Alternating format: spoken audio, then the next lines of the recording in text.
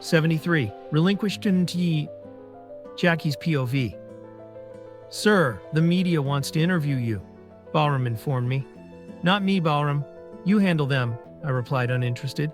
I understand, sir, but I also know you as a businessman who always follows through on his commitments. Do you really want to leave unfinished work behind before going back? As far as I know, that's not you, he reasoned. His words made sense. I can't risk damaging my image or the company's reputation.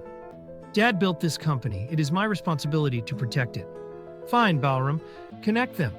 But only a telephonic interview, okay? I agreed with conditions. Of course, sir. He nodded.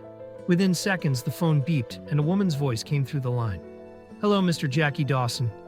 Yes, speaking, I replied formally. First of all, congratulations on your new product launch and thank you for this interview.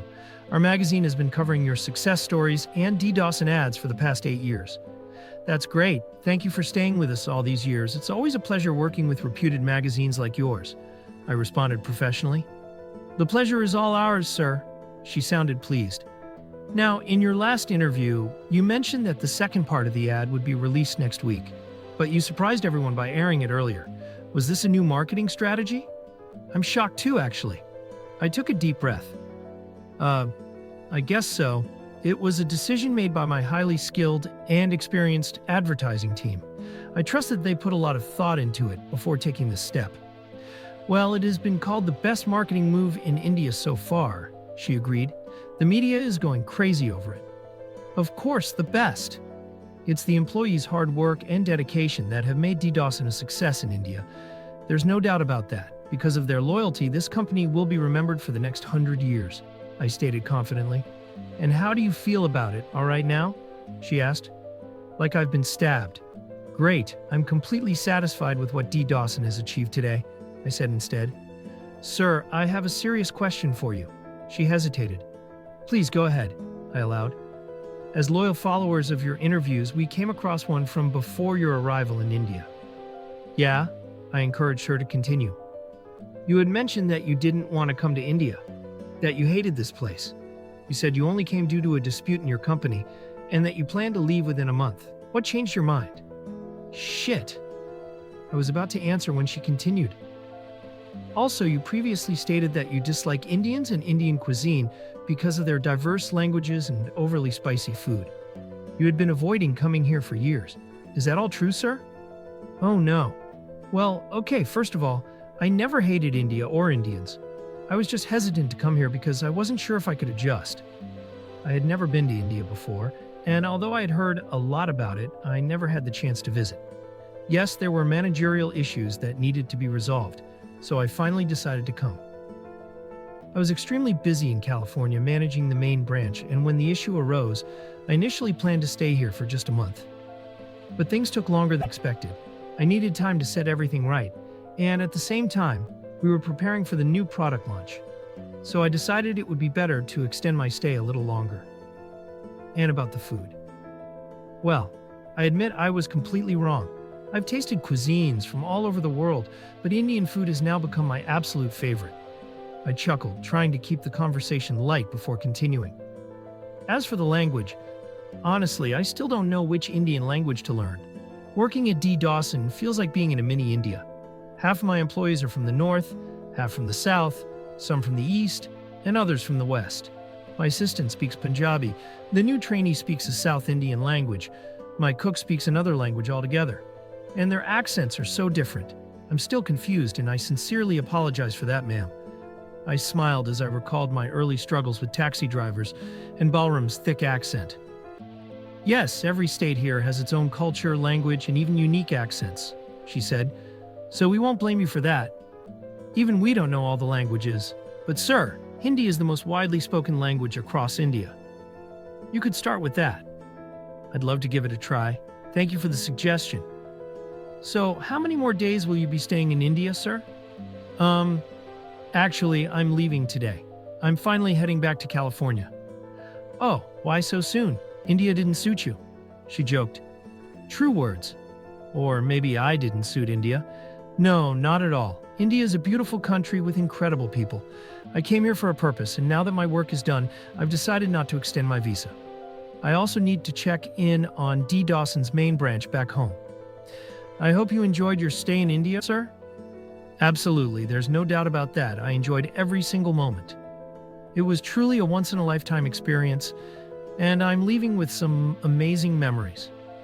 And some painful ones, too.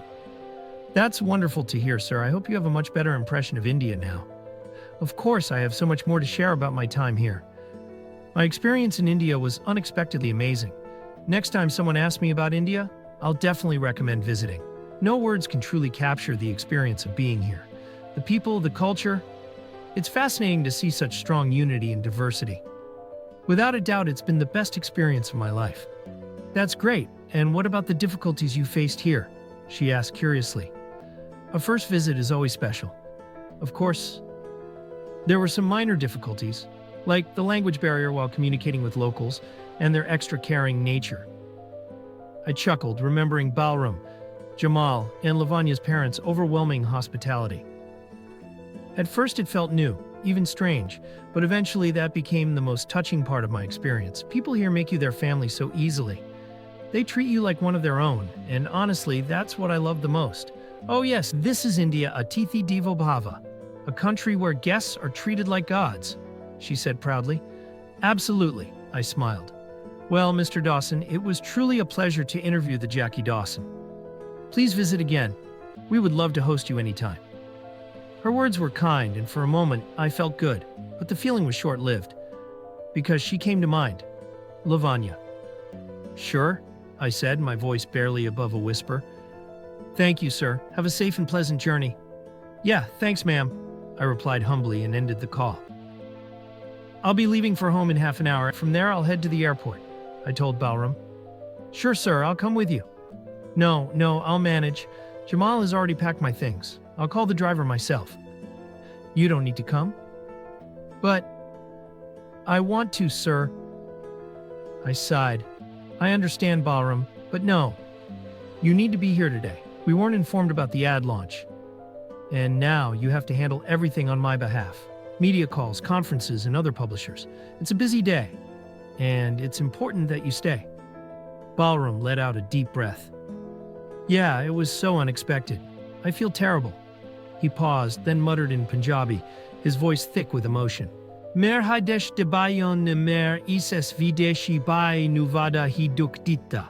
Saanu samaknahi aundaki. Isab karke un hanu ki miloda. I frowned. Are you seriously going to torture me with your alien words right now? It's my last day in India, Balram. I'm leaving in a few hours, for God's sake. I rolled my eyes. I'm sorry, Sir G. Thoda emotional ho gaya thwadivasti. I narrowed my eyes even more. What? He sniffled and translated. I mean that I got a little emotional, sir. I stared at him for a moment and realized he was struggling to hold back tears. He is going to miss me. Hey, Balram, I called softly. He looked up and met my eyes. You're an amazing person. You deserve all the happiness in life. I paused, looking down at my empty hands, before quietly adding, and I will miss you too. Balram blinked rapidly, then gave a small nod. I know, sir, I know.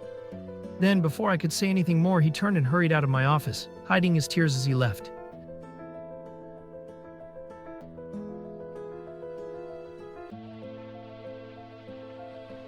Lavanya's POV.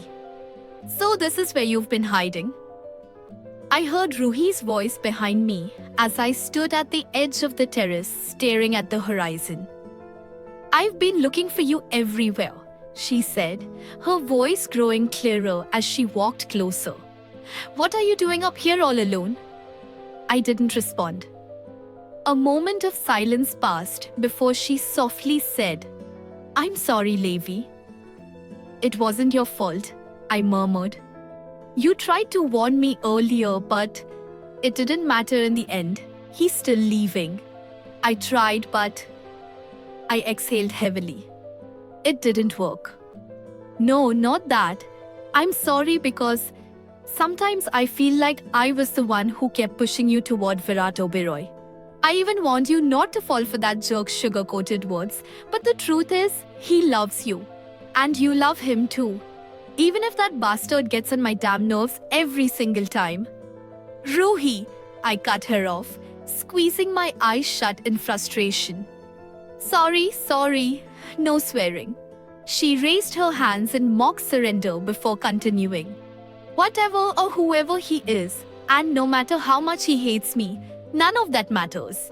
The only thing that does matter is he loves you madly. I mean, I don't even know why he hates me so much, but one thing is crystal clear. He loves you in a way no one else ever could. I looked at her, my mind clouded with conflicting emotions. Do you even know why you hate him? I asked. Rui thought for a second before shrugging. Honestly, no clue. He looks damn good, but his bossy attitude really annoys me. And the worst part? He never takes me seriously when I say something important to that. Ruhi? I frowned at her. Okay, no more cursing, I swear.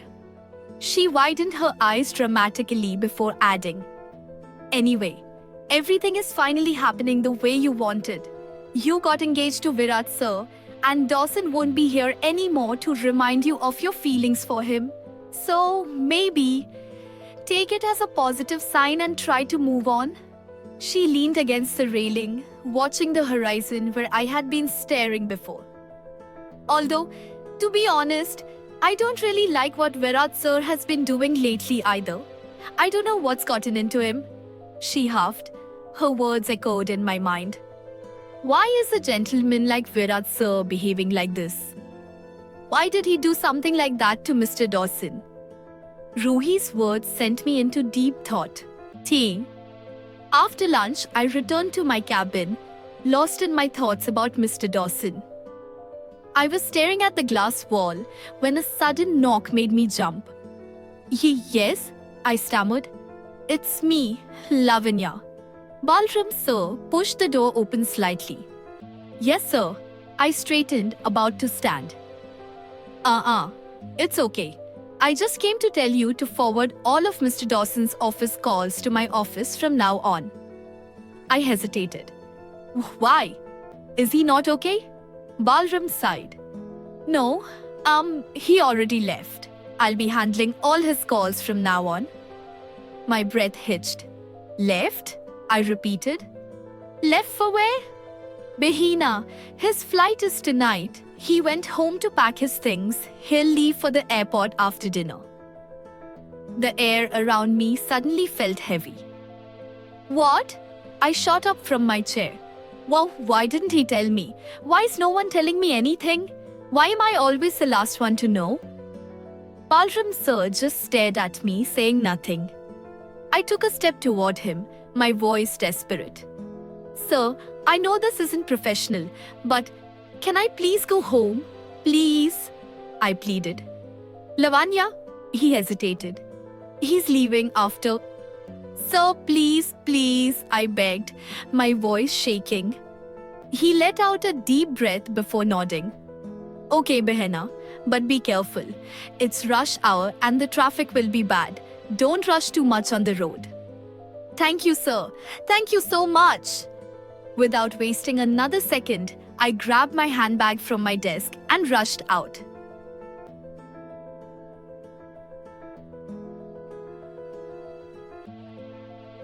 Author's POV.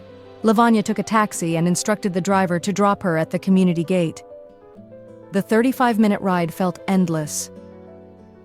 As soon as the taxi stopped, she hurriedly got out. "Madam pays?" the driver shouted, reminding her she hadn't paid. She turned back quickly and fumbled through her handbag. "Oh, sorry. Buhul gayati bahaya, here you go." She pulled out some cash and handed it to the driver as per the meter. Then, without wasting another second, she ran into the community. But instead of heading to her own apartment, she went straight toward Dawson's duplex. This time she didn't care who saw her. She didn't care who judged her. She knocked on the door, and after a few seconds, Jamal opened it. Both were equally surprised to see each other. Lavanya spoke first. "Jamal, what are you doing here so early?" "I come to pack Sir's bags," he replied. "He's going today, nah." Her breath hitched. "Where is he right now?" she asked hastily. Jamal pointed upstairs. Room. Thank you, Jamal. Without another word, Lavanya rushed up the stairs. As she approached his half-open door, her pace slowed. Hesitation. Guilt. What should I say to him? Will he even be happy to see me? What if he's angry? She knocked softly. Yes, Jamal. His deep voice came from inside, sending a shiver down her spine. It's me, sir. She pushed the door open slightly and stepped inside. Jackie looked up, startled. He was sitting on his bed, his phone in hand. What is she doing here? His gaze flickered to the wall clock before narrowing at her. You shouldn't be here, Miss Lavanya Verma. Did you resign from your job? His tone was sharp, authoritative. No, sir. She stumbled over her words. Then why are you here at this hour? He questioned, his voice strict, his eyes refusing to meet hers. Lavanya opened her mouth several times, but no words came out. Jackie finally turned his head to look at her, and in her panic, she blurted out, I heard that you're leaving after dinner. So? He blinked, his jaw tightening. She struggled to gather her courage. Jackie smirked, though his eyes remained cold. You came to have a last dinner with me? His voice dripped with sarcasm. Or maybe to help me pack my bags? Or perhaps just to see me off? He huffed, looking away. Lavanya took a deep breath before taking a slow step toward him. He remained focused on his phone screen, feigning disinterest. I know you don't want to look at me, she said softly. I know you hate me. But, at the very least, you could have told me about your sudden decision to leave. Jackie exhaled sharply, about to respond, but before he could, she sat down next to him. Her eyes didn't leave his face, and for the first time in a long time, Jackie was caught off guard. I'm sorry. I'm so sorry. Her voice cracked as tears spilled down her cheeks. I know I hurt you, but you don't have to leave because of me. Jackie scoffed. Who told you I'm leaving because of you?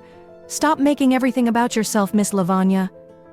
His words were harsh, but his voice wasn't. His eyes weren't. I have a life in California.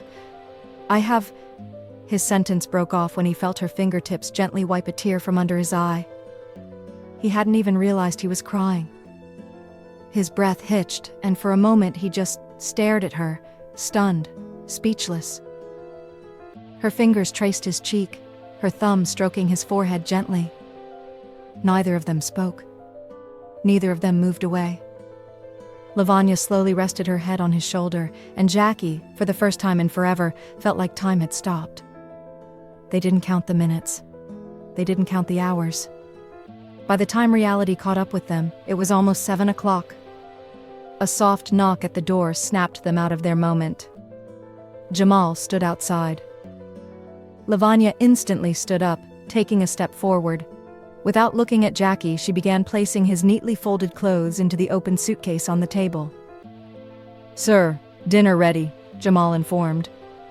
Jackie nodded. Yeah, Balram, we're coming. I help packing? Jamal asked, pointing at the suitcase. No. Thank you, it's almost done. Just set the table for both of us, Jamal.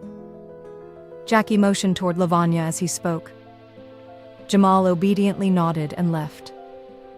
Lavanya focused on carefully placing his clothes inside the bag, her fingers lingering a little longer on each piece of fabric, as if memorizing the feel of them.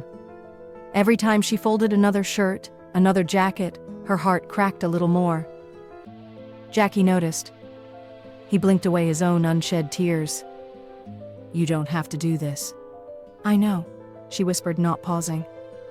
But please, let me. If I don't, I won't know how to cope. Jackie exhaled sharply. Why are you doing this? To yourself? To me? She swallowed hard. Because this is how it was meant to be, this is our fate. His voice was bitter. And who decided that fate? You? Lavanya finally turned to face him. There was a sad curve on her lips as she continued. I won't stop you, Mr. Dawson. I know you miss your mother, your friends. You have a whole life waiting for you back home. And I understand the loneliness you're feeling right now. You need to be with the people who love you. Jackie's jaw clenched. That list of mine wanted to include you too. Her breath hitched, but she pushed through. I wish I could take away your pain, but I can't. It's hard for me too. Not seeing you, not talking to you, not hearing your voice every day, but I have to let you go, so that I can move on too. Jackie's last shred of hope faded. His voice was quiet when he asked, "And that's your final decision?" Lavanya blinked rapidly, fighting the tears welling up in her eyes. Yes.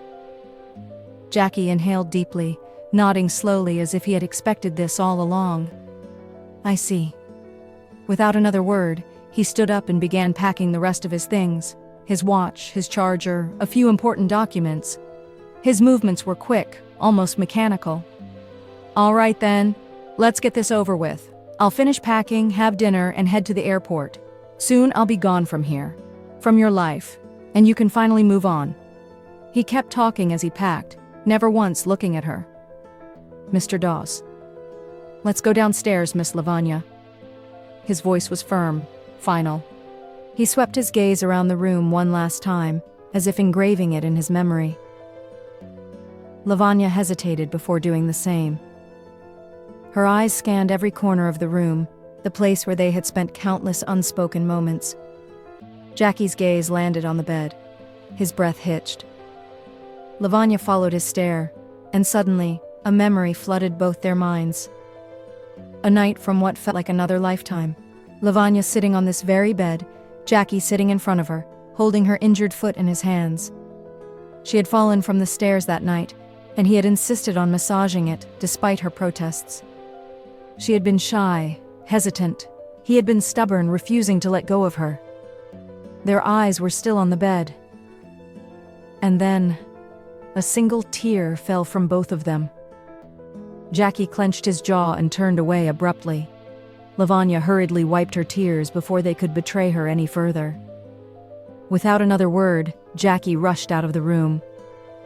He stopped near the staircase, gripping the railing tightly as he let his emotions spill out in silent sobs. After a long moment, he wiped his face with his hands, took a deep breath, and forced himself to move. By the time Lavanya stepped out of the room, Jackie was already downstairs. Dinner was quiet. Too quiet. The only voice that filled the silence was Jamal's. As he served the food, he kept talking about how much he would miss Jackie. After dinner, Jackie called the driver who had been hired earlier. The man arrived promptly and went upstairs to bring down the luggage. Meanwhile, Ballroom called, asking if Jackie needed him. Jackie thanked him but declined. No, Ballroom. I only need you at D. Dawson's Indian office. I want you to handle everything there just like you always have. Ballroom smiled on the other end, feeling proud of the trust his boss had in him. As you wish, sir. Jackie ended the call. With everything packed and ready, they all walked toward the car. Jamal locked the duplex door after switching off all the lights. Jackie took one last glance at the dark, empty house. Goodbye, Jamal. Take care, boy. Jamal, with his usual youthful grin, nodded. Same to you, sir. Jackie chuckled softly before finally turning to Lavanya. Goodbye, Miss Lavanya. It was nice meeting you. And of course, it was wonderful knowing you too. His voice was steady, but his eyes held something unreadable. Give my regards to your parents. Thank them for everything. Lavanya parted her lips to respond, but before she could speak, Jackie turned away.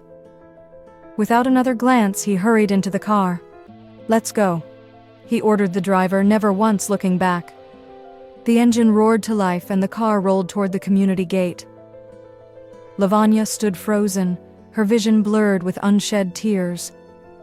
As the car disappeared down the road, she whispered brokenly, You didn't even let me come with you to the airport.